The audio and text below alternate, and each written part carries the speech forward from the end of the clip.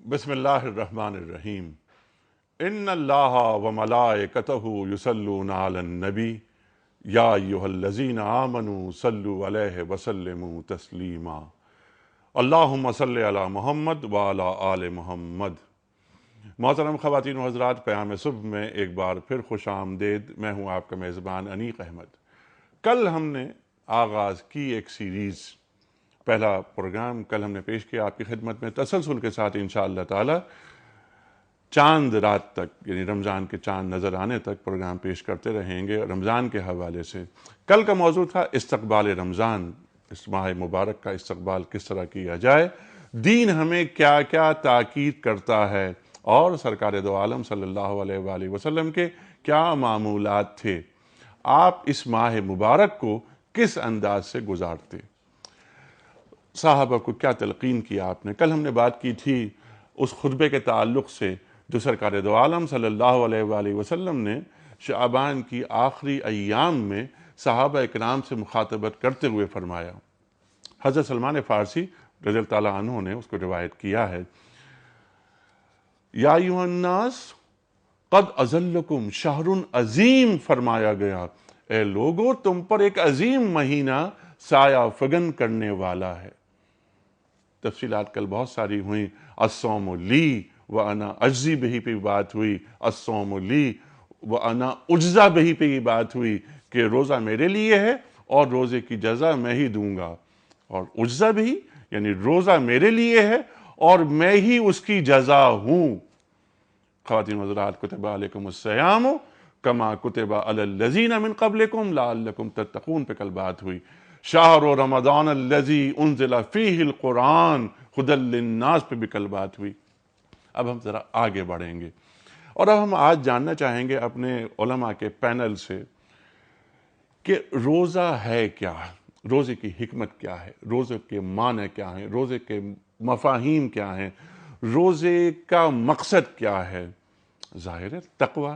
اب یہ تقوی کا لفظ کس طرح تقوی کا حصول ہو، تقوی کے معنی اور مفاہیم پر جانیں گے، اور پھر ہم اس کو جوڑیں گے رمضان، قرآن اور صاحب قرآن کے موضوع پر لے کر آئیں گے بات کو، کیونکہ رمضان وہ مہینہ جس میں قرآن نازل ہوا۔ پروگرام کا آغاز کرتے ہیں قرآن کریم کی تلاوت سے۔ سورہ فرقان کی پہلی آیت تلاوت کرنے کا شرف حاصل کر رہا ہوں۔ اعوذ باللہ من الشیطان الرجیم،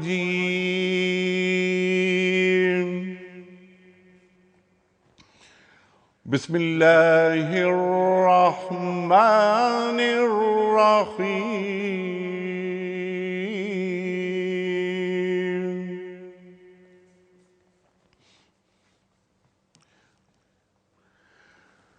تبارک الذی نزل الفرقان علی عبدہ لیکون للعالمین۔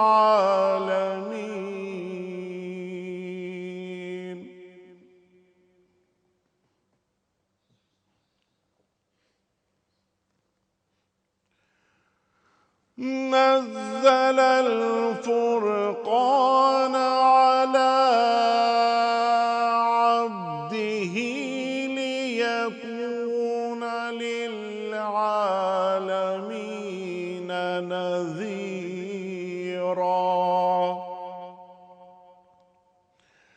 صدق اللہ العظیم۔ خواتین و حضرات، سورہ فرقان کی یہ پہلی آیت ہے، ترجمہ پیش کر رہا ہوں۔ نہایت متبرک ہے وہ جس نے یہ فرقان اپنے بندے پر نازل کیا تاکہ سارے جہان والوں کے لیے خبردار کر دینے والا ہو۔ صدق اللہ العظیم۔ تشریف فرما ہے محترم ڈاکٹر محسن نقوی صاحب، بڑے گیپ کے بعد آج تشریف لا رہے ہیں، ہم بڑے ممنون۔ مزاج ناساز تھا، لیکن ہماری دعا ہے ہم سب کی کہ اللہ تعالیٰ ڈاکٹر صاحب کو صحت اور صحت کاملہ سے نوازے۔ آپ کے ساتھ تشریف فرما ہے محترم شجاع الدین شیخ صاحب۔ خواتین و حضرات، دونوں مہمان ہمارے بہت مقبول، معروف، میں تعارفی کلمات کیا ادا کروں، سب واقف ہیں، ہم سے زیادہ آپ انہیں جانتے ہیں۔ پہلا سوال رکھنے سے قبل کوئز کمپٹیشن، کل کے سوال کا درست جواب اور آج کا سوال۔ کل ہم نے سوال یہ رکھا تھا آپ کی خدمت میں کہ سورہ حاقہ میں فرشتوں کی کتنی تعداد بتائی گئی ہے جو روز قیامت اللہ تعالیٰ کا عرش اٹھائے ہوئے ہوں گے؟ صحیح جواب 8۔ آج کا سوال نوٹ فرما لیجئے۔ نبی کریم صلی اللہ علیہ وآلہ وسلم کا نام محمد صلی اللہ علیہ وآلہ وسلم قرآن کریم میں کتنی مرتبہ آیا ہے؟ نبی کریم صلی اللہ علیہ وآلہ وسلم کا نام مبارک محمد صلی اللہ علیہ وآلہ وسلم قرآن کریم میں کتنی مرتبہ آیا ہے؟ 4 مرتبہ، 34 مرتبہ یا 99 مرتبہ؟ صحیح جواب روانہ فرمانے کے لیے ہمارے فون نمبرز ہیں 009221343000981 اور 982۔ ہمارا ای میل ایڈریس ہے ps@duniatv.tv اور ہمارا SMS کا نمبر ہے 3031۔ پروگرام کا آغاز ڈاکٹر محسن نقوی صاحب سے۔ ڈاکٹر صاحب، کل ہم نے بہت تفصیلی باتیں، بنیادی گفتگو اس موضوع کے تعلق سے ہوئی، استقبال رمضان، کہ ہمیں کس طرح اس مہینے کا استقبال کرنا چاہیے۔ سرکار دو عالم صلی اللہ علیہ وآلہ وسلم کیا تاکید فرما رہے ہیں، کس طرح تعلیم فرما رہے ہیں؟ دیکھو یہ مہینہ آ رہا ہے۔ ایک بات ہم نے آخر پہ یہ بھی رکھی تھی کہ ٹو ڈوز، اس مہینے کے کرنے کے کام کیا ہیں، اور ناٹ ٹو ڈوز، کن کاموں سے رکنا ہے، پھر وہی تقوی کا حصول۔ سوال میرا یہ ہے کہ روزے کی حکمت، روزے کا مقصد یہ کیا ہے؟ ہمارا دین ہمیں کیوں یہ فرض کر رہا ہے ہم پر کہ ہم روزہ رکھیں، اور ہم پر کیا، سابقہ امتوں پر بھی؟ بسم اللہ الرحمن الرحیم۔ بنیادی طور کے اوپر بات یہ ہے کہ کیوں رکھیں، جو آپ نے سوال کیا۔ اب لعلکم تتقون قرآن مجید میں کہا گیا، تو گویا کہ جو روزہ رکھنے کا بنیادی مقصد ہے وہ بتا دیا گیا۔ کل اس پہ گفتگو بھی ہوئی لعلکم تتقون پہ، لیکن ایک پہلو کو ہم واضح کرنا چاہتے ہیں۔ لوگ یہ سمجھ لیتے ہیں کہ جو بھی شخص روزہ رکھے گا ان ظاہری شرائط کے تحت کہ جن سے روزہ نہیں ٹوٹتا، ان سے اجتناب کرے گا تو وہ اس کا روزہ ہو گیا اور وہ اس نے تقوی حاصل کر لیا۔ ٹھیک۔ لیکن یہاں یہ سمجھنا چاہیے کہ اللہ تبارک و تعالیٰ نے لعلکم کی جو لفظ استعمال کی ہے وہ حرف رجا ہے۔ عوام کے لیے ہم یہ بات عرض کرتے ہیں کہ حرف رجا ہے، یعنی لعلکم تتقون، امید ہے کہ تم متقی ہو جاؤ۔ اچھا، یہ کیوں رکھا اللہ تبارک و تعالیٰ نے؟ یہ لعلکم کی لفظ جو ہے قرآن میں کیوں استعمال کیا گیا؟ اس لیے کہ ہر روزہ رکھنے والا شخص جو ہے وہ متقی نہیں بنتا۔ اگر یہ لعلکم کی لفظ نہ رکھی جاتی تو اس کے معنی یہ ہوتے کہ جو شخص بھی ان شرائط کے تحت جو جن سے روزہ نہیں ٹوٹتا ان سے اجتناب کرے گا وہ متقی بن جائے گا۔ نہیں، اس کا مطلب یہ ہے کہ اس کے لیے کچھ اور چیزیں چاہیے ہیں کہ جہاں سے لعلکم جو ہے وہ تیقن میں اور یقین میں مطلب تبدیل ہو، اور انسان جو ہے وہ مکمل طور کے اوپر متقی بنے۔ اور اس کا ایک ایجابی پہلو ہے اور ایک سلبی پہلو ہے تقوی کا۔ اور ایجابی پہلو یہ ہے، مختصراً ہم عرض کریں گے، کہ اللہ تعالیٰ کے جتنے احکام ہیں ان کے اوپر عمل کیا جائے، اور جن جن چیزوں سے اللہ تعالیٰ نے منع فرمایا اور اس کے رسول صلی اللہ علیہ وسلم نے منع فرمایا اس سے روکا جائے۔ تو تقوی کا مفہوم ایک ایسا وہ ہے، ایسے دو پہلو لیے ہوئے ہے، اور وہ دونوں پہلو اتنے عظیم ہیں کہ جس کے لیے کسی دوسری زبان میں کوئی لفظ جو ہے وہ موجود نہیں ہے۔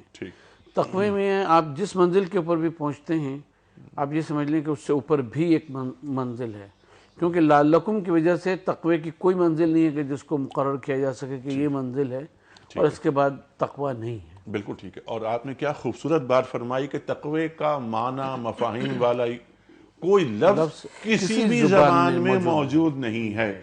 ہم تقوی پہ بات کریں گے، تقوی کے حصول پہ بات کریں گے۔ ڈاکٹر صاحب یہ ہمیں سمجھا دیجئے، صوم، کیونکہ روزہ تو فارسی سے آیا نا، صوم جو لفظ ہے، صوم کے معنی رکنا، ثابت قدمی، صبر، صوم کے معنی کیا ہے؟ دیکھیے قرآن مجید میں جو یہ لفظ صوم کا استعمال ہوا ہے اس میں بظاہر جو معنی عام طور پہ متبادر ہوتے ہیں وہ رکنے کے ہیں. ٹھیک. جیسے حضرت مریم علیہ السلام کے لیے آیا تو وہاں بولنے سے رکنے کے لیے صوم کا لفظ آیا. لیکن اصل میں عربی زبان میں اگر شاعری کا اس کا مطالعہ کیا جائے تو وہ گھوڑا کہ جو تیز ہواؤں کے سامنے، اور جبکہ وہ تیز ہوائیں گرد و غبار لیے ہوئے ہوں، اس کے سامنے وہ کھڑا رہتا ہے میدان جنگ میں، اور اسے تیار کیا جاتا ہے اس مقصد کے لیے ٹھیک کہ وہ ان صرف تیز ہواؤں کے نہیں بلکہ وہ تیز ہوائیں کہ جو انسان کو اور جانوروں کو بدکا دیتی ہیں، وہاں سے جگہ چھوڑنے پہ مجبور کر دیتی ہیں، ثابت قدم وہ نہیں رہتا. تو اس گھوڑے کو کہتے ہیں کہ سام الخیل، کہ وہ گھوڑا جو ہے وہ ثابت قدمی سے وہاں کھڑا رہا. تو اس کے معنی صرف رک جانے کے نہیں ہیں، اس کے معنی جو ہیں وہ مشکلات کو برداشت کرنا، اس کے لیے تیاری کرنا، اور ایسی مشکلات کو برداشت کرنے کی تیاری کرنا اور اس کے سامنے ثابت قدم رہنے کی تیاری کرنا کہ جو انسان کو فزیکلی اور اسپریچولی دونوں طرح سے اس کے لیے ہارمفل ہوتی ہیں، اس کو نقصان پہنچا دیتی ہیں. ٹھیک ہے شیخ صاحب، تو گویا جو آخری بات فرمائی کہ صبر، اس کا ماحصل جو ہوا وہ صبر ہوا. پہلے اس پر گفتگو کر لیتے ہیں صوم کے معنی پر. جی بسم اللہ الرحمن الرحیم. ڈاکٹر صاحب نے بڑی خوبصورت بات کہی کہ صرف یہ جو ظاہر کی شرائط کے ساتھ روزے کا اہتمام ہے یہ کافی نہیں ہے. ٹھیک. ضروری ہے، کافی نہیں ہے. ابوالکلام آزاد مرحوم نے کہا کہ اگر صرف بھوکا اور پیاسا رہنا ہی فقط عبادت ہوتا تو سارے فقراء سب سے بڑھ کر عبادت گزار ہوتے. ٹھیک. تو مقصد صرف بھوک اور پیاس سے رکنا ہی نہیں بلکہ جیسے تقوی کا ذکر آیا اس پر مزید ہم بات کرتے ہیں.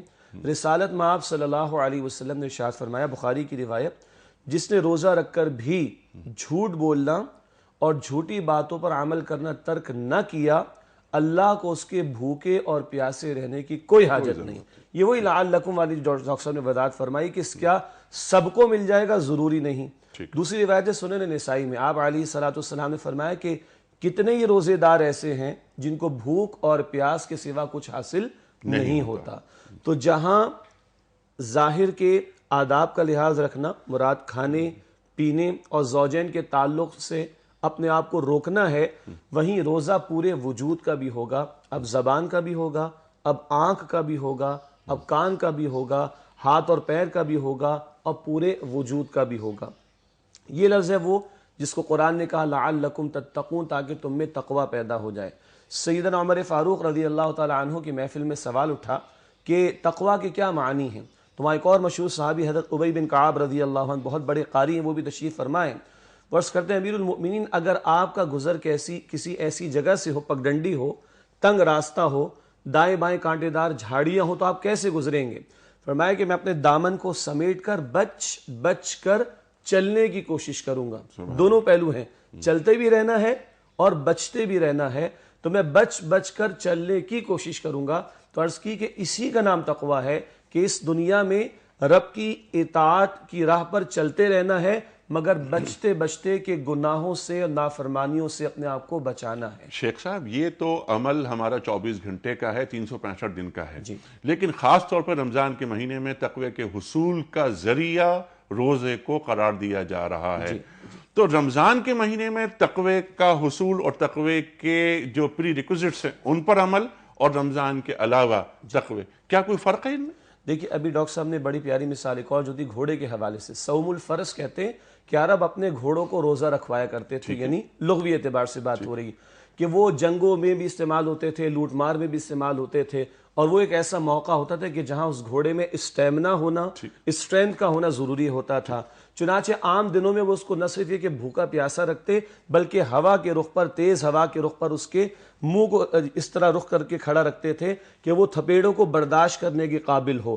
یہ برداشت کرنے کے قابل ہونا، اس میں اسٹیمنا پیدا کرنا، اس میں اسٹرینتھ پیدا کرنا، یہ ہے اس کی تربیت، تاکہ جب وہ میدان میں اترے، جب وہ موقع آئے کبھی جنگ کا یا کبھی لوٹ مار کا، جہاں تیز رفتاری کے ساتھ دوڑنا بھی ہو یا پلٹنا بھی ہو، تو اس کے لیے وہ پہلے سے تیار ہو سکے۔ تو پوری زندگی، یعنی یہ بڑا خوبصورت ایک چھوٹا سا کتابچہ ہے مولانا علی میاں ندوی رحمۃ اللہ علیہ کا، 2 روزے۔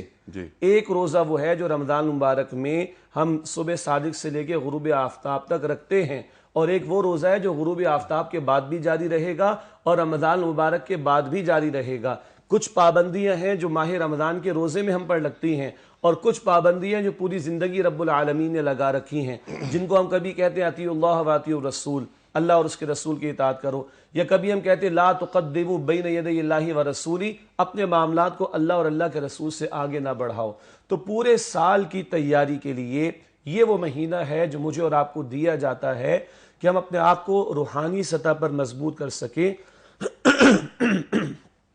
تاکہ نفس کی شرارتوں کا مقابلہ اور شیطانوں کے حملوں کا مقابلہ کرنے کے قابل ہو سکیں، اور پوری زندگی رب کی راہ پر چلنا اور اس کی معصیت سے، نافرمانی سے بچنا آسان ہو سکے۔ یعنی یہ ایک مہینہ ایک ٹریننگ کورس ہے، مہینے کا 11 مہینے ہم قرآن کریم کی تلاوت کرتے ہیں اور کرتے ہیں، 12واں مہینہ رمضان میں بھی ہم کرتے ہیں۔ 11 مہینے ڈاکٹر صاحب قرآن کریم کے معنی اور مفاہیم اس انداز سے ہم پر نہیں کھلتے جس انداز سے ہم حالت روزے میں قرآن کریم کا مطالعہ کر رہے ہیں۔ یہاں ہم ایک بات عرض کریں، ارشاد۔ روزے کو ہم لوگوں نے عام طور پہ ایک وڈرال میننگز میں کر لیا۔ تقوی کا مفہوم یہ ہے کہ رک کے اور بیٹھے رہو، یہ نہیں ہے۔ تقوی کے اس کے روزے کا جو مفہوم ہے اور تقوی کا اس کے ساتھ جو مفہوم ہے وہ ان جنگی مشقوں کا ہے کہ جس میں آپ زیادہ ایکٹیو ہو کے، جو ٹریننگ لی جاتی ہے اس میں آپ زیادہ ایکٹیو ہو کے اور ان دنوں میں اپنی ان صلاحیتوں کو آپ ظاہر کرتے ہیں ہر طرح کی کہ میں نے یہ ٹریننگ جو ہے وہ لی ہوئی۔ روزہ فرض ہو رہا ہے 2 ہجری میں، اور 2 ہجری ہی میں غزوہ بدر ہو رہی ہے، تیار کیا جا رہا ہے، اعدوا لہم ما استطعتم کی بات ہو رہی ہے، اور جو بدر کے واقعات۔ تو یہ وڈرائنگ نہیں ہے، یہ بنیادی طور پہ ایکشن ہے، اور وہ اپنے آپ کی جو آپ نے ٹریننگ لی، پورے سال آپ اللہ اور اس کے رسول کے احکام پہ عمل کرتے رہے، اور اب وہ وقت آ گیا کہ جب ان ایسی کچھ چیزوں سے لڑنا ہے کہ جس سے عام حالات میں انسان لڑ نہیں سکتا، تو ان جنگی مشقوں میں پھر اپنی بھرپور صلاحیت کا مظاہرہ کرنا ہے۔ قرآن یہ جو ہے اپنے رمضان کا زمانہ اور روزوں کے مہینہ، یہ گھروں میں چھپ کے بیٹھ جانا یا اپنی ڈائننگ ٹیبل پر 6 کھانوں کے ساتھ افطار کرنا نہیں ہے، بلکہ یہ تو میدان عمل میں قدم رکھنا روزہ ہے۔ اللہ اکبر، میدان عمل میں قدم رکھنا۔ شیخ صاحب، حصول کیا روزے سے حاصل ہو رہا ہے ہمیں؟ یہ جو بنیادی نقطہ اٹھایا کہ تیاری ہو رہی ہے۔ غزوہ بدر کی میں نے بات کی، غزوہ احد، شوال، جنگوں کی بات ڈاکٹر صاحب نے کی۔ ہم رسالت مآب علیہ السلام کی زندگی تو دیکھیں، معروف چیزیں کیا ہیں؟ غزوہ بدر 2 ہجری رمضان میں، غزوہ احد شوال 3 ہجری میں، تو تیاری پہلے ہوئی ہوگی نا، کرائی گئی ہوگی۔ غزوہ احزاب شوال 5 ہجری میں، تو رمضان میں تیاری ہوئی ہوگی، کرائی گئی ہوگی۔ فتح مکہ 8 ہجری میں، اللہ اکبر، 10,000 کا لشکر، اور جاء الحق وزهق الباطل ان الباطل کان زہوقا۔ یہ جو ہم نے سمجھ رکھا ہے کہ جیسے ڈاکٹر صاحب نے فرمایا چپکے سے گھر میں بیٹھ جائیں کونے کے اندر درویش بن کر معذرت کے ساتھ، یہ نہیں ہے، بلکہ مجاہد بن کر میدان عمل میں اترنا۔ اور اللہ تعالیٰ نے نظام کیا رکھا؟ دن بھر کی تو مشقت رکھ دی روزے کی، 15 گھنٹے کا روزہ، پاکستان میں کچھ جگہ باہر 18 گھنٹے کا روزہ بھی ہوگا، رات میں قرآن کے ساتھ کھڑا کر دیا، تو ادھر آرام ہے کہاں؟ دن بھر بیدار کرو اپنی روح کو روزہ رکھ کر، جسم کو ڈھیلا کمزور کرو گے تمہاری روح بیدار ہوگی۔ اب روح بیدار ہو گئی تو اس کی غذا فراہم کرو رات کو کھڑے ہو کر، اور قرآن اس روح کو سناؤ۔ یہ 2 طرفہ پروگرام ہے جو اس ماہ مبارک میں رب العالمین نے عطا کیا، اور اس سے کیا شخصیت نکل کر سامنے آئے گی؟ اس روزے سے وہ تیاری ہے جو بندہ مومن کو باطل کے مقابلے میں کھڑا کرتی ہے، مشکلات برداشت کرنے کے لیے کھڑا کرتی۔ اور قرآن سے تعلق کیا شے ہے؟ وَإِذَا تُلِيَتْ عَلَيْهِمْ آيَاتُهُ زَادَتْهُمْ إِيمَانًا، جب ان کے سامنے اللہ کی آیات کی تلاوت ہوتی ہے ان کے ایمان میں اضافہ ہو جاتا ہے۔ سبحان اللہ، سبحان اللہ۔ اب یہ بندے کی تیاری ہو رہی ہے رمضان کے ذریعے۔ اس سے پہلے کہ ہم حکمت کی بات کریں، اس پہ میں چاہتا ہوں ذرا گفتگو آپ اور فرما دیجئے کہ جو روزے کا مقصد ہے یا روزے کو جو مطلوب ہے ہم سے، کیا ہم اپنے روزوں کو رکھ کر اس مقصود تک اور اس مطلوب تک پہنچ رہے ہیں؟ دیکھیے اس میں واضح سی بات ہے کہ ہم ہاں یا نہیں کہیں گے، بلکہ ہم عوام پہ یہ چھوڑتے ہیں کہ ان کا جو رویہ افطار کے وقت ہوتا ہے، ٹھیک ہے، اب میں اپنے سوال کو ریفریش کر دیتا اس سے ہوں. اندازہ کیا اس مقصد کا جس کا تعین آپ دونوں حضرات نے کیا، کیا اس مقصد یا یہ مقصد ہم پر واضح ہے؟ یہ مقصد ہم پہ واضح نہیں ہے. جیسے ہم نے عرض کی کہ ہم نے تو روزے کو ایک وڈرال کنڈیشن جو ہے اس میں ہم نے کر لیا ہے، جی ہاں. اور وہ روزے کے مفہوم کے بالکل منافی ہے. جی. اور جتنی گویا کہ ہم دیکھتے ہیں کہ لعلکم تتقون سے دوری اس مہینے میں ہم لوگ اختیار کرتے ہیں عوام الناس، اتنی دوری تو ہمیں باقی 11 مہینوں میں نظر ہی یہ نہیں کتنی بڑی آتی. بات آپ نے فرمائی ڈاکٹر صاحب کہ لعلکم تتقون، تقوی تمہیں حاصل ہو جائے، اور آپ فرما رہے ہیں کہ جتنے تقوی سے دوری اس مہینے میں ہمیں مل رہی ہے. میں دیکھیے مثال دیتا ہوں. گراں فروشی ہو جاتی ہے، جی. چور بازاری ہو جاتی ہے، دھوکہ دہی بڑھ جاتی ہے، ہر چیز میں تو جھوٹ بڑھ جاتا ہے، لوگوں سے جھگڑا کرنا، چھوٹی چھوٹی باتوں کے اوپر لڑنا یہ بڑھ جاتا ہے. کون سی چیز ایسی ہے کہ جو تقوی کی سارا دن ہمیں بازاروں میں اور روڈز پہ اور اس پہ گھروں میں نظر آتی ہے؟ اللہ نظر ہی اکبر، نہیں آتی. اللہ اکبر. خواتین و حضرات، یہ ڈاکٹر صاحب نے جو آخری بات فرمائی کتنی اہم بات، اس کو گاڑی گفتگو بنائے بغیر ایک بہت ہی ہلکے پھلکے انداز میں اگر ہم لیں کہ یہ رمضان کا مہینہ، اس کو سرکار دو عالم صلی اللہ علیہ وآلہ وسلم نے مواسات کا مہینہ قرار دیا ہے. مواسات کا مطلب غمگساری کا مہینہ، ہمدردی کا مہینہ. میں آپ کا خیال رکھوں، آپ میرا خیال رکھیں. لعلکم تتقون کہ شاید کہ تمہیں تقوی حاصل ہو جائے. ہم روزہ رکھتے ہیں، لیکن یہ جو گراں فروشی کی بات ہوئی ہے، جتنی قیمتیں بڑھتی ہیں اس مہینے میں، اس مملکت خداداد میں، جس کو ہم نے دین کے نام پر حاصل کیا، جس کی بنیاد میں کلمہ طیبہ ہے، وہاں میں اور آپ قیمتیں بڑھا دیتے ہیں. کمانے کا مہینہ رمضان کا مہینہ ہے. افسوسناک بات ہے. غم گساری کا مہینہ ہے، ہمدردی کا مہینہ ہے. اگر میں 100 روپے کا یہ کپ بیچ رہا ہوں تو مجھے رمضان کے مہینے میں اس کی قیمت 70 روپے کر دینی چاہیے، اگر مجھے اپنے مسلمان بھائی سے ہمدردی ہے اور غم گساری ہے. دیگر مذاہب بھی ہیں اس کائنات میں.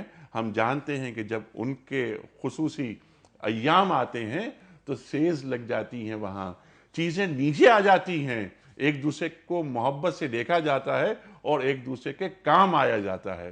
ہمارا دین ہم سے یہ مطالبہ کرتا ہے. سرکار دو عالم صلی اللہ علیہ وآلہ وسلم نفع رسانی کا جس انداز سے آغاز کیا کرتے تھے، شیخ صاحب جی بالکل، اللہ اکبر، کیا فرمایا کہ ایک آندھی کی طرح تیزی آ جاتی تھی. تیزی آ جاتی تھی. مخلوق کو فائدہ پہنچاؤ. کیا ہم مخلوق کو فائدہ پہنچا رہے ہیں؟ خواتین حضرات تفصیل سے بات کریں گے. اس وقت ہمیں جانا ہے بریک کی جانب. واپس آئیں گے آپ کی ٹیلی فون کالز اور ہمارے معزز علماء کرام کی گفتگو.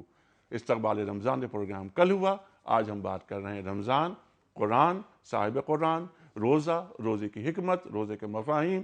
اور خواتین حضرات، ان تمام باتوں کو یہ 2013 کا جو رمضان ہے اس سے ہم کیسے جوڑ سکتے ہیں؟ صرف گفتگو پھر گفتگو پھر گفتگو پھر گفتگو نہیں. رمضان گفتگو سے زیادہ دین کے قالب میں ڈھلنے کا مطالبہ کرتا ہے. جس طرح گھوڑوں کو تیار کیا جاتا ہے جو گفتگو ہوئی، اس طرح روزہ رکھ کر مجاہدانہ شان بیدار کی جاتی ہے. یہ مطلوب ہے قرآن کو اور ہمارے دین کو. ایک چھوٹا سا وقفہ.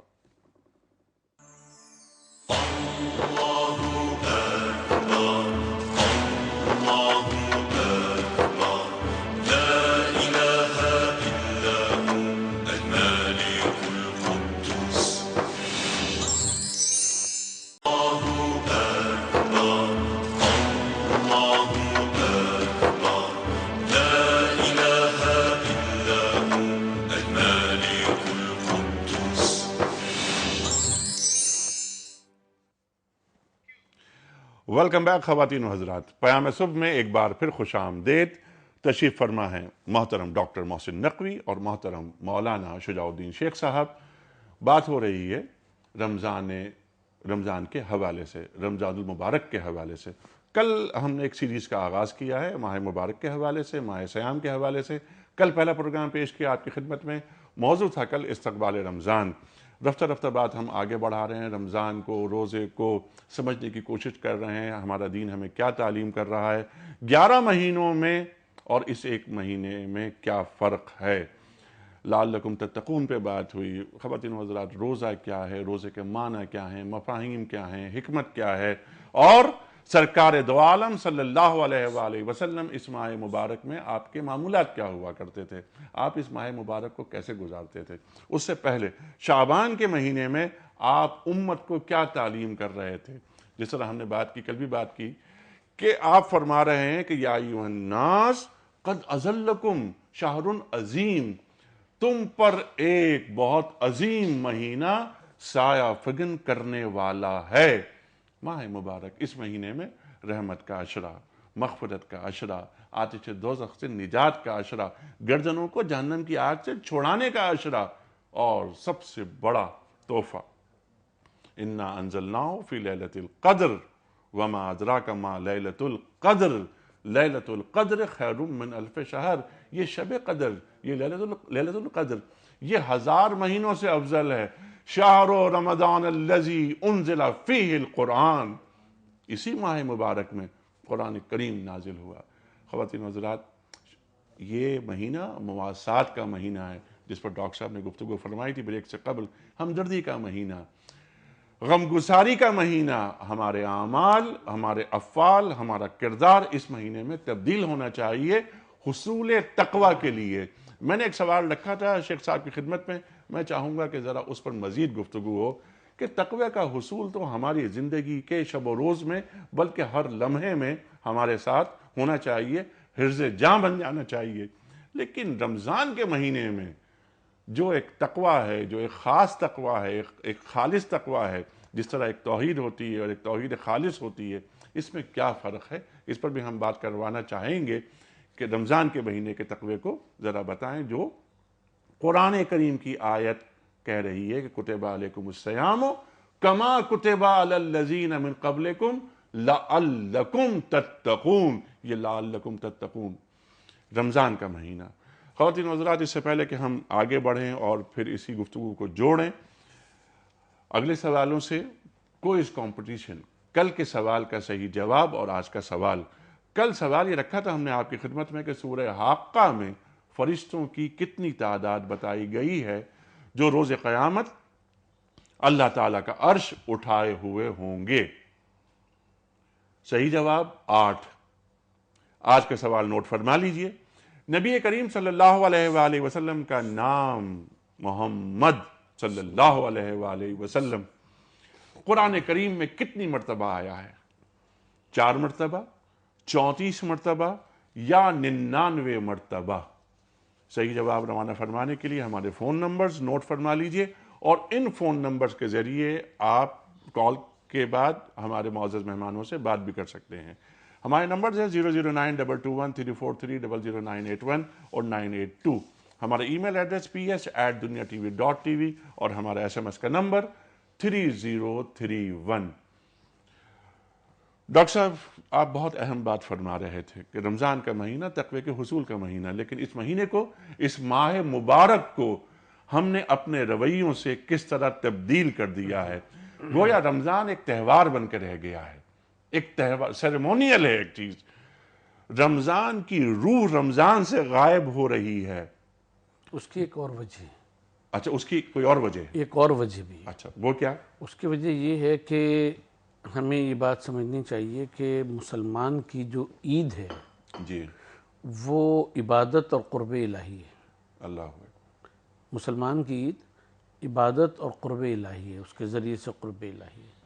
رمضان مبارک جب ختم ہوتا ہے تو عید الفطر کی نماز ہوتی ہے، جی، ٹھیک ہے۔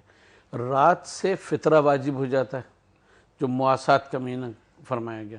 زکوٰۃ فطرہ جو ہے وہ ادا کرنا واجب ہے جس میں استطاعت ہو، ٹھیک۔ جی، تو اس کے بعد پھر کیا ہے کہ صبح صبح آپ کو نماز سے عید الفطر پڑھنی ہے، صبح کی نماز بھی پڑھنی ہے، عید الفطر کی 5 کی بجائے 6 نمازیں کی جو آپ کو پڑھنی ہے، ٹھیک۔ ہم نے اس عید کو تہوار بنا لیا ہے، اور یہ کر لیا ہے کہ ہم نماز تو پڑھیں یا نہ پڑھیں، یا وہ بھی سیریمونیل لے کے گئے علامتی طور پہ، لوگ کیا کہیں گے کہ سارا سال مسجد میں نہیں نظر آتے، تو آج تو نظر آنا چاہیے تھا، اب تو آج تو عید کا دن تھا، آج تو ارے وہاں جائیں گے تو بہت سے لوگوں سے محلے کی ملاقات ہو جائے گی، ان سے معانقہ ہو جائے گا، پی آر ایکٹیویٹی ہو جائے گی، ایکٹیویٹی ہو جائے گی، اور پھر یہ کہ فلاں اتنے قیمتی کپڑے پہنے ہوئے ہیں تو ہمیں اتنے قیمتی کپڑے بنانے چاہیے. یہ چیزیں جو ہیں وہ یعنی عید عبادت سے ہٹ کر ایک فیسٹیول جو ہے وہ بن گیا ہے، ٹھیک ہے، جس کی تیاری پورے رمضان جو ہے وہ لوگ دکاندار اور دوسرے حضرات کرتے ہیں. پورا مہینہ ٹریننگ ہو رہی ہے، بندے کو تیار کیا جا رہا ہے، بندے کو حقیقی معنوں میں بندہ بنایا جا رہا ہے. جس طرح آپ نے فرمایا کہ وہ تیار کی جاتے تھے گھوڑے، مجاہدانہ شان پیدا کی جا رہی ہے. یہ خواہش ہے دین کی، یہ مطالبہ ہے دین کا، لیکن ہمارے اعمال کچھ اور پھر عید الفطر ہم نا فیسٹیول کی تیاری فیسٹیول. اقبال کیا فرماتے ہیں اس عید کے تعلق سے جو آپ نے بات فرمائی کہ عید جو یہ اجر ہے نا ہماری ان روزوں کا، اللہ تعالیٰ نے خوشی ہمیں دے دی. اقبال فرما رہے ہیں کہ عید آزاداں شکوہ ملک و دین، عید آزاداں شکوہ ملک و دین، عید محکومہ گروہ مومنی. کیا ہے غلامی؟ اصل میں غلامی کو ذہن سے نکالتا ہے یہ ماہ مبارک، اور بندے کو اللہ سے، اب کو معبود سے جوڑتا ہے. ایک بات عرض کریں، میں آپ کی طویل گفتگو سنوں گا، لیکن بہت سے کالرز آپ سے بات کرنا چاہ رہے ہیں، تو میں چاہ رہا ہوں لمبی کالز دور دور سے آتی ہیں تو ان کو انتظار کی زحمت نہ ہو. آپ کی اجازت سے ضرور. ٹھیک. السلام علیکم. وعلیکم السلام. سر کیسے ہیں؟ خیریت سے؟ سر اللہ کا شکر. کون صاحب کہاں سے؟ سر محمد عامر یونس بات کر رہا ہوں کراچی سے. جی عامر صاحب. سر اکثر یہ بات سننے میں آتی ہے کہ رمضان شریف کے مہینے میں خاص طور پر بھائی جان آپ تو بڑے عبادت گزار ہو گئے رمضان میں، اور یہ ہاں لگتا ہے رمضان آ گیا، آپ کو دیکھ کے تو لگتا ہے رمضان شریف آ گیا. ٹھیک. تو کیا اس طرح کی باتیں یا غرور ہمارے میں ہونا چاہیے، تکبر ہمارے میں ہونا چاہیے، نہیں ہونا چاہیے؟ پلیز اس پر اگر تھوڑی سی بات کر لی جائے. اس میں تکبر تو نہیں، اس کے اندر ایک تانا ہے، ایک اس میں استہزائیہ انداز ہے کہ رمضان کا مہینہ آ گیا اور آپ بڑے متکبر نظر آ رہے ہیں. تقوی میں تکبر کبھی نہیں ہوتا. یعنی تکبر تقوی کیا چیز ہے، خبط عظمت کیا ہوتا ہے، یہ تو خلاف دین ہے، دین کی روح کے خلاف یہ باتیں ہیں. دیکھیے اگر جو سوال ہم سمجھ سکے ہیں وہ یہ ہے کہ رمضان شریف آتا ہے تو کچھ لوگوں کا عبادت کے اندر ذوق و شوق بڑھ جاتا ہے اور پھر اس طرح کی بات ہے. پہلی بات یہ ہے کہ میں کسی کے دل میں جھانک نہیں سکتا ہوں، تو مجھے یہ فتویٰ دینے کی کوشش نہیں کرنی چاہیے. ٹھیک ہے. دوسری بات ہے کہ رب تو خود پکار رہا ہے. کل ہم نے حدیث سنی کہ پہلی رات ہوتے ہی نیکی کی طرف ایک پکارنے والا پکارتا ہے کہ نیکی کے شوقین آگے بڑھ اور نیکی کر لے، اور بدی کے شوقین رک جا اور باز آ جا. جنت کے دروازے کھول دیے جاتے ہیں، جہنم کے بند کر دیے جاتے ہیں. ہر رات میں اللہ کی طرف سے مغفرت کے فیصلے کیے جاتے ہیں. اب کون صدقے دل سے اللہ کی طرف پلٹ رہا ہے، رجوع کر رہا ہے، میں آپ کے دل میں، آپ میرے دل میں نہیں جھانک سکتے. اور بہتر ہے کہ میں دوسروں پر نگاہ ڈالنے سے پہلے اپنے اوپر نگاہ ڈالوں کہ میں سوشل پریشر کی وجہ سے روزہ رکھ رہا ہوں، نماز ادا کر رہا ہوں، یا میں واقعتاً رب کی رضا کی خاطر عمل کر رہا ہوں. جب میں اپنے اندر جھانکنا شروع کر لوں گا تو انشاءاللہ دوسرے بہتر نظر آنا شروع ہو جائے. اور یہ انداز استہزائیہ انداز، یہ سوال بہت اہم ہے. یہ ہوتا ہے اس معاشرے میں، ہماری سوسائٹیز میں یہ نہیں ہونا چاہیے کہ بھائی بڑی نمازیں ہو رہی ہیں، رمضان آ گیا ہے. سرکار دو عالم صلی اللہ علیہ وآلہ وسلم فرما رہے ہیں، بلکہ دعا مانگ رہے ہیں کہ اے اللہ مجھے اپنی نظروں میں چھوٹا اور دوسروں کی نظروں میں بڑا بنا. اللہم اجعل فی عینی صغیرہ وفی اعین الناس کبیرہ. ایک چھوٹی سی بات میں ایڈ کر دوں، جو ہم گفتگو کر رہے ہیں وہ بہت ضروری ہے، بہت پازیٹیو ہے، تاکہ احساس ضیاء پیدا ہو اور ہم رمضان شریف کو بہتر طور پر گزاریں. تاہم اس کا قطعاً یہ مطلب نہیں کہ ہم لوگوں کو معاذ اللہ کوئی مایوسی دینا چاہ رہے ہیں، بلکہ یہی رمضان شریف ہے جہاں ہم دیکھتے ہیں انفرادی سطح پر. ہم بات کریں اجتماعی اعتبار سے، انفرادی مثالیں ہمارے سامنے ہیں کہ یہی رمضان کا مہینہ، یہی روزوں کا اہتمام، یہی قرآن کا سننا، یہی قرآن سے تعلق کا مضبوط ہونا، اس نے لوگوں کی زندگیوں کو تبدیل کیا ہے. تو خدا نخواستہ ہم جو گفتگو رکھ رہے ہیں وہ دل سے رکھ رہے ہیں، کوئی ساتھی ہمارے ایسے محسوس نہ کرے کہ مایوسی کی بات ہو رہی ہے، بلکہ ہم یہ خود بیان کر رہے ہیں یہاں پر کہ زندگیاں بدلتی ہوئی بھی دکھائی دیتی ہیں. ہمیں اور اپنے آپ کو بدلنے کی کوشش کریں اور ہماری عبادتیں مزید خالص ہو جائیں اللہ کے لیے. ٹھیک. کچھ کالرز ایک ساتھ کچھ کالز لے لیتے ہیں، اس کے بعد ڈاکٹر صاحب آپ کی بات جہاں کرتی تھی وہاں سے ہم شروع کریں گے. جی السلام علیکم. السلام علیکم. وعلیکم السلام. بھائی آپ کے پروگرام کے حوالے سے تو کچھ کہنا ہی کیا ہے. ارے آپ کی محبت ہے, بس دعا فرمائیے آپ کو اس کا اجر دے. آمین سب. مفتی صاحب مجھ سے شجاع الدین شیخ صاحب سے اچھا ایک بات یہ بتائیے, آپ کے ایسے پروگرام جو ہم کرتے ہیں یہاں پر, جو کر رہے ہیں 2 سال ہو گئے الحمدللہ, کیا اس مملکت کو یا اس دنیا کو ضرورت ہے ان پروگراموں کی؟ بالکل ضرورت ہے. ضرورت کیوں نہیں ہے؟ ہم اتنے بھٹکے ہوئے لوگ ہیں, اتنے بھٹک گئے ہیں. آپ یقین کریں آپ کے پروگرام دیکھ کے ہی مجھ کے اندر مجھے تھوڑی سی تبدیلی آئی, کم سے کم میرے اندر بسم اللہ کی تو سمجھ آئی.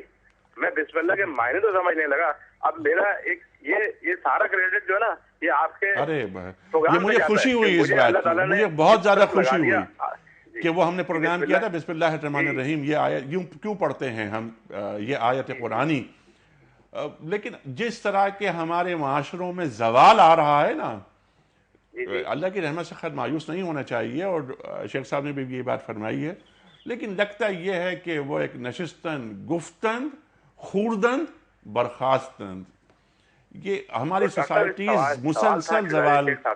جی کہ سوال یہ تھا کہ یہ جو مہینہ ہمارا اگلا مہینہ گزرا ہے, اس سے 15 شبرات کا, اس سے 15ویں شب کو بہت سارے جو علماء ہیں وہ کہتے ہیں کہ مسجد میں آپ نہ جائیں, عبادت نہ کریں, نفلی عبادت ہے آپ گھر میں کریں.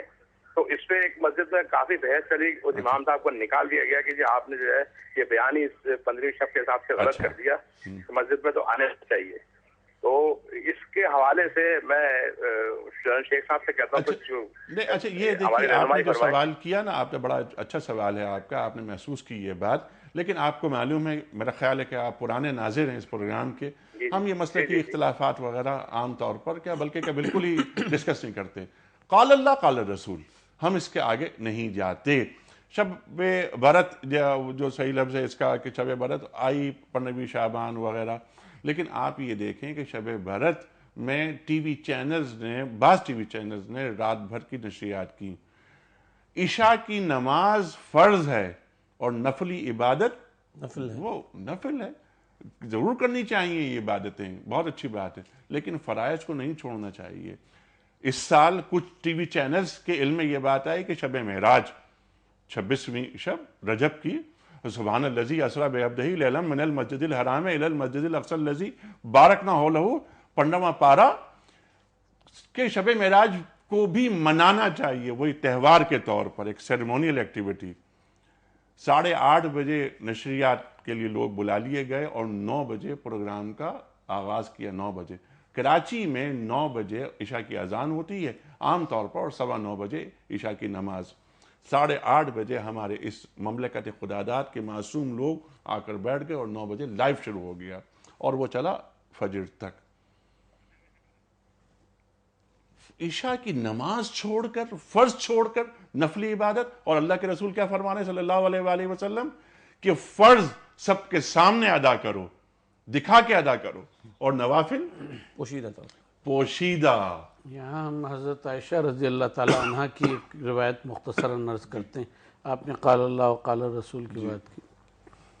آپ رضی اللہ تعالی عنہ فرماتی ہیں کہ رات کو میں نے, شعبان کی راتیں تھیں, میں نے دیکھا تلاش کیا تو مجھے رسول اللہ صلی اللہ علیہ وسلم نہیں ملے, اور پھر میں اٹھی پریشانی میں اور باہر نکلی, اور مسجد نبوی سے متصل آپ کا حجرہ تھا, تو آپ جب گئی تو میرا پیر آپ کے پیر سے ٹچ ہوا, تو آپ حالت سجدہ میں تھے اور اب دعا مانگ رہے تھے, کر رہے تھے. جب آپ اس سے فارغ ہوئے تو آپ نے فرمایا, میں نے پوچھا کہ یا رسول اللہ آپ یہاں اس وقت کیسے, تو آپ نے فرمایا تمہیں پتہ ہے یہ کون سی شب ہے؟ یہ 15ویں شب ہے. اب ہم اس کی تفصیل نہیں بتائیں گے اس روایت کی, لیکن اس سے یہ پتہ چلتا ہے کہ اگر یہ بطور فیسٹیول کے یا اجتماعی اس کے وہاں منائی جا رہی ہوتی مسجد نبوی میں, تو حضرت عائشہ رضی اللہ تعالی عنہ کو وہاں رونق, وہاں صحابہ کرام رضوان اللہ علیہم ان سے زیادہ نظر آتے, متقی وہ کون سب ہو نظر سکتا آتے, اور صرف رسول اللہ صلی اللہ علیہ وسلم وہ نظر آئے اور آپ کا پیر جو تھا ان سے ٹچ ہوا. تو پھر آپ ایک کالر ہے امریکہ سے, ان کو لیتے ہیں. السلام علیکم. السلام علیکم انکل, میں ایمن بات کر رہی ہوں امریکہ سے. جی ایمن بیٹا. مجھے انکل آپ سے ایک کوئسچن کرنا ہے. سورہ بقرہ میں آج تشریح پڑھ رہی تھی تو اس میں لکھا تھا کہ شہداء کو مردہ نہ کہنا ان کے اعزاز و تکریم کے لیے ہے, یہ زندگی برزخ کی زندگی ہے جسے ہم سمجھنے سے قاصر ہیں. ٹھیک ہے. یہ زندگی اعلیٰ قدر مراتب انبیاء و مومنین حتیٰ کہ کفار کو بھی حاصل ہے. جی. تو مجھے کوشچن یہ کرنا ہے کہ یہ کفار کو کیسے حاصل ہے؟ مطلب وہ بھی شہداء میں آتے ہیں، کیسے شہداء میں آتے ہیں؟ یہ کون سی آیت ہے؟ آپ یہ آیت تو سمجھ آ گئی، آخری سے سوال کو سمجھ لیا. تشریح لکھی ہوئی ہے. اچھا تشریح، اچھا تشریح الگ چیز ہے. اب سورہ بقرہ کی آیت نمبر کیا ہے؟ میں اس کر دیتا ہوں. جی ارشاد. وَلَنَبْلُوَنَّكُمْ بِشَيْءٍ. اچھا ارشاد. 154 ہے. اچھا 154 بالکل. جی معاف فرمائیے گا. سورۃ البقرہ آیت 154 ہے. وَلَا تَقُولُوا لِمَن يُقْتَلُ فِي سَبِيلِ اللَّهِ أَمْوَاتٌ. جو لوگ اللہ کی راہ میں قتل یعنی شہید کر دیے جائیں انہیں مردہ مت کہو، بل احیاء بلکہ وہ زندہ ہیں. خود قرآن آگے کیا کہہ رہا ہے؟ وَلَٰكِن لَا تَشْعُرُونَ مگر تم ان کا شعور نہیں رکھتے.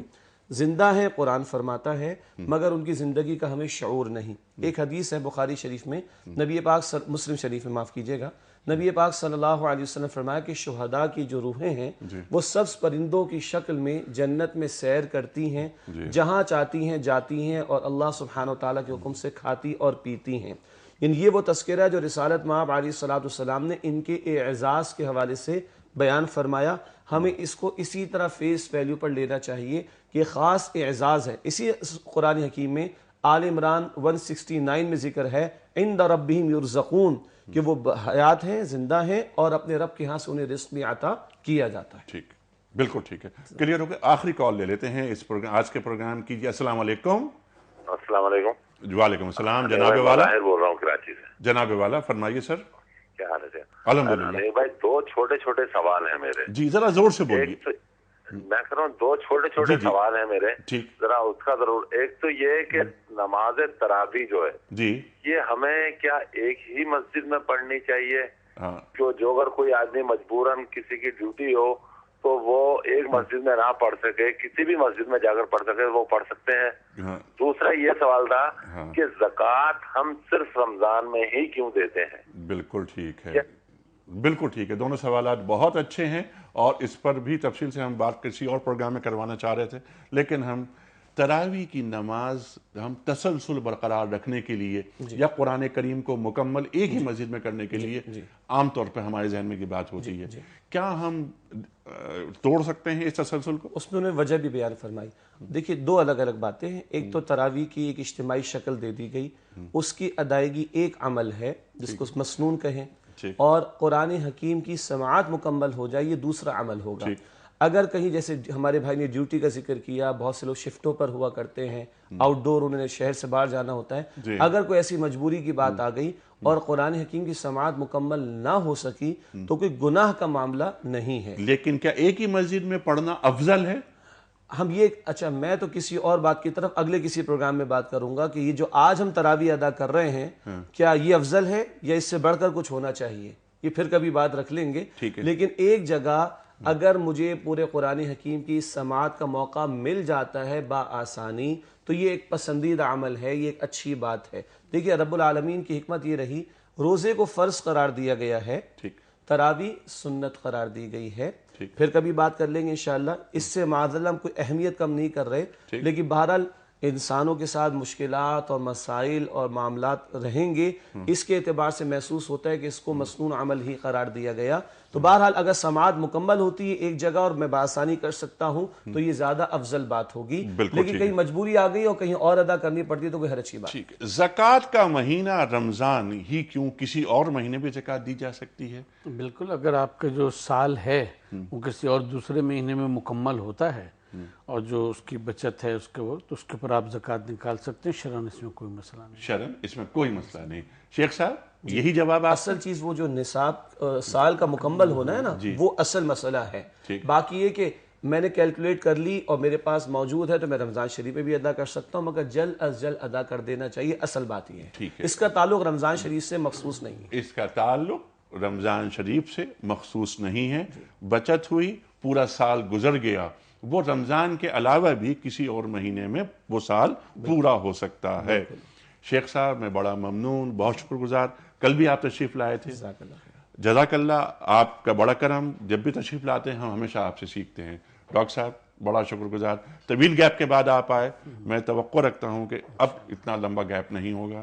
آپ کی گفتگو علم سے بھرپور، نئے نئے نکات سامنے آتے ہیں، اور آپ یقین کیجئے کہ آپ کی ہر گفتگو سے ہم نے ہمیشہ سیکھا ہے۔ یہ سعادت بزور بازو نیست، تانا بخشت خدائے بخشندہ، یہ تو اللہ تعالیٰ کا کرم ہوتا ہے یہ، اور اللہ تعالیٰ دین کا پیغام کیا بلکہ دین کی سمجھ کے لیے اپنے مخصوص بندوں کو چن لیتا ہے اور اپنا سینہ کھول دیتا ہے۔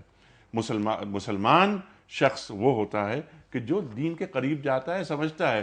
بخاری کی حدیث یاد آتی ہے کہ اللہم فقہنی فی الدین، اے اللہ مجھے دین کی سمجھ عطا کر۔ اور حدیث میں آتا ہے کہ جس کے لیے اللہ بھلائی کا ارادہ فرما دیتا ہے اسے دین کی سمجھ دے دیتا ہے، اس کو دین کی سمجھ دے دیتا ہے۔ ہمیں دین کی صحیح سمجھ عطا اللہ کرے، توحید خالص کی طرف ہمارا رجوع ہو، اور قل ان کنتم تحبون اللہ فاتبعونی یحببکم اللہ۔ ہمیں نجات اس وقت تک نہیں مل سکتی جب تک کہ فاتبعونی یحببکم اللہ کی طرف نہ جائیں، رسول کریم کی اطاعت ہو، نقش قدم پر چلیں، اللہ کی محبت خود بخود حاصل ہو جائے گی اور ہم محبوب خدا بن جائیں گے۔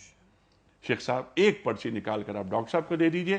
ڈاکٹر صاحب کل کے ونر کا، کل جو سوال رکھا تھا ہم نے اس کا صحیح جواب جن لوگوں نے بھجوایا ان کے ونر کا اعلان کریں گے محترم ڈاکٹر محسن نقوی صاحب۔ یہ لیاقت علی صاحب اسلام آباد سے۔ لیاقت علی صاحب اسلام آباد سے آپ کی خدمت میں دنیا ٹی وی کی جانب سے کتابوں کا تحفہ۔ پروگرام یہاں ختم کر رہے ہیں، لیکن یہ تسلسل برقرار رہے گا، بات کرتے رہیں گے ہم رمضان کے حوالے سے۔ آج کا قول، آج کی بات جس پر پروگرام ہم روزانہ ختم کرتے ہیں، اور قول ہوتا ہے حضرت علی مرتضیٰ کرم اللہ وجہہ کا، امام الکلام کلام الامام۔ آپ فرما رہے ہیں کہ دوستی توڑنے میں تاخیر اور دوستی جوڑنے میں جلدی کرو گے تو تمہارا پلہ ہمیشہ بھاری رہے گا۔ دوستی توڑنے میں تاخیر اور دوستی جوڑنے میں جلدی کرو گے تو تمہارا پلہ ہمیشہ بھاری رہے گا۔ خواتین و حضرات، کل پھر بات کریں گے ہم انشاءاللہ، موضوع یہی ہوگا ماہ سیام اور قیام دونوں میں کیا تعلق ہے، روزہ اور قرآن کریم ایک بندے کی شفاعت کس طرح کرتے ہیں۔ یہ سفارش کریں گے ہماری کہ یہ بندہ دن بھر بھوکا پیاسا رہا، تقوی اختیار کیا اس نے، اور راتوں کو کھڑا رہا۔ جب روزہ اور قرآن کسی بندے کی شفاعت کر دے تو وہ کتنا خوش نصیب آدمی ہوگا وہ۔ خواتین و حضرات، کل تک کے لیے انیق احمد کو اجازت، خدا حافظ۔